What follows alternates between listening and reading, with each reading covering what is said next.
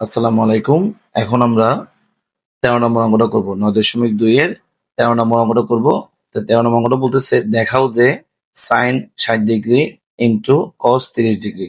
এই দুটো গুণ করার পর cos ৬০ degree into sin ৩০ degree. এই দুইটা মান বের করার পরে তাদের মধ্যে গুণ করার পরে টোটাল যোগ করলে যে মানটা আসবে সেটা sin ৯০ ডিগ্রি কি? sin ৯০ ডিগ্রির সমান। এখন এটা যে বলছে এটা আমরা প্রমাণ করব। এখন প্রমাণ করতে হবে ওই ১৯০/৪ এর মানটা দিয়ে। ঠিক আছে? তাহলে এটা হচ্ছে লেফট হ্যান্ড সাইড। তো লেফট হ্যান্ড সাইড লিখে ফেলি। Left hand side sin 60 into cos 30 plus cos 60 into sin কত 30। তাই আমি দেখে দেখে মানটা লিখলাম, মানে জিনিসগুলো বসাই দিছি। এখন আমার ১৯০/৪ এর মানটা লাগবে। কেমন? আমরা যদি চারটা মুখস্থ করে থাকি তাহলে sin ৬০ ডিগ্রি মান হচ্ছে কত? √3/2 ইনটু cos ৩০ ডিগ্রি মান কত? এটাও সেম √3/2। তাহলে ৪ পারতে হবে কিনা? অবশ্যই পারতে হবে। বুঝতে পারছি? প্লাস cos ৬০ ডিগ্রি মান হচ্ছে হাফ ইনটু sin ৬০ ডিগ্রি মান হচ্ছে কত? হাফ।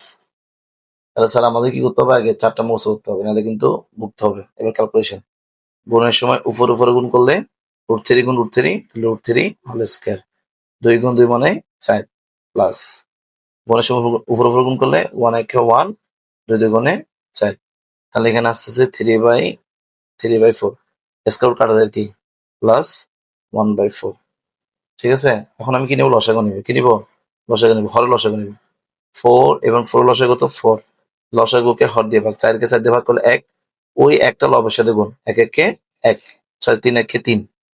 তাহলে এটাকে ভাগ করলে ১, ১ এর সাথে ৩ গুণ করলে ৩ একে ৩। প্লাস ৪ কে ৪ দিয়ে ভাগ করলে ১, ১ এর সাথে ১ গুণ করলে কত? ১। ঠিক আছে? তাহলে 4/4। 4/4 মানে কত? 1। ঠিক আছে? এটা গেল লেফট হ্যান্ড সাইড। এবার right hand side. Right hand side বলতেছে কত? sin 90 degree. sin 90 degree. ঠিক আছে? আর আমরা চার মুখস্থ করে জানি sin 90 ডিগ্রি মান কত? 90 ডিগ্রি মান হচ্ছে যে 1। সুতরাং left hand side is equal to কি? Right hand side. তাহলে sin ৬০ degree into cos ৩০ degree এবং সেটার সাথে cos ৬০ ডিগ্রি ইনটু sin ৩০ ডিগ্রির মান যোগ করলে যে মানটা বের হবে সেটা কি? sin 90 ডিগ্রির সমান। ঠিক আছে?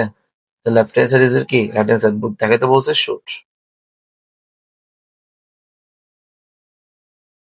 ঠিক আছে?